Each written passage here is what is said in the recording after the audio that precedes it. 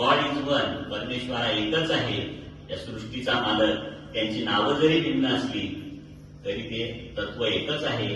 म्हणून आपण कोणत्या तरी एकाच देवाची साधना केली पाहिजे, तेव्हा ती पूर्ण होऊ शकते. दररोज जर डॉक्टर बदलवला तर कोणी येईल का तुम्हाला? फॅमिली डॉक्टर एक असतो की नाही आपला, त्याला माहिती असतं सगळं आपली तब्येत कशी आहे.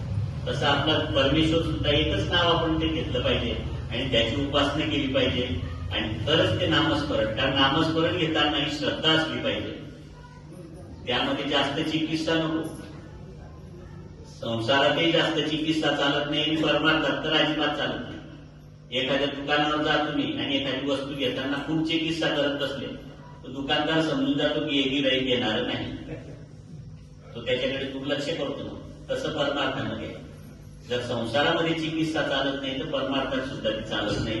आणि म्हणून श्रद्धा आणि विश्वास या भावनेने आपण एकाग्रतेने नामस्मरण जर केलं तर निश्चितच आपला त्या ठिकाणी फायदा झाल्याशिवाय राहणार नाही.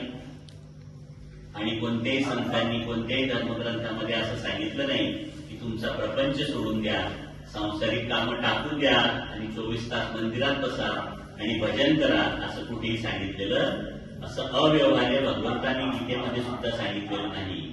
कामामध्ये काम काही म्हणा राम राम.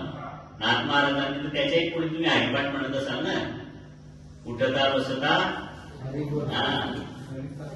दळिता कांडिता, जे जे काम करत असाल तुम्ही, काम करता करता त्याचं स्मरण ठेवा. प्रपंच आपण चांगला केलाच पाहिजे. अवघाची संसार सुखाचा करीन आनंदे भरीन ती लोक, ज्ञानवाळ्यांनी सांगितलेलं आहे. म्हणून कुठल्याही प्रकारच्या वनात जायची गरज नाही. न लगेच आहे असं जावे वनांतरा, सुखे येतो घरा नारायण. आणि मग ठाईचं बैसोनी करा एक चित्त, आवडी अनंत आळवावा. तर अशा प्रकारे नामस्मरणाचं हे महत्व आहे. त्याला काळ वेळ याची काही अडचण नसते, कुठल्याही प्रकारचं कर्मकांड नाही. नाम हे सहज उपलब्ध आहे, सोपं आहे, परंतु घेणं मात्र अवघड आहे. सोपं आहे की नाही? राम शब्द काही कठीण आहे का? वाजला येत होता का तरी? तो मरा मरा म्हणत होता. आपल्यामध्ये सुद्धा आहे की नाही? राम म्हणणं काय हो? सोपं आहे, सहज आहे, परंतु ते अवघड आहे. म्हणत नाही आपण, म्हणून ते अवघड आहे. आणि म्हणून सर्वच संतांनी नामस्मरणाचं महत्व सुद्धा त्या ठिकाणी आपल्याला सांगितलं आहे. ज्ञानोबारायांनी जे संत साहित्य तयार केलं त्यामध्ये सामान्य जीवाचा उद्धार व्हावा यासाठी हरिपाठ नावाचा जो छोटा ग्रंथ लिहिलाय तो अनमोल आहे. अगदी 15-20 मिनिटात, अर्ध्या तासात आपण तो म्हणतो, परंतु त्याच्या एक एक शब्दामध्ये फार मोठा अर्थ आहे.